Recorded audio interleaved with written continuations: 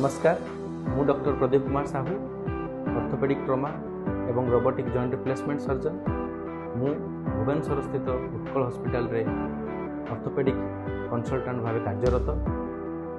मु प्रति मासर द्वितीय रविवार बारिपदारे एवं चतुर्थ रविवार बालेश्वर रे ओपीडी बेसिस रे पेशेंट कंसल्टेशन करिथाए।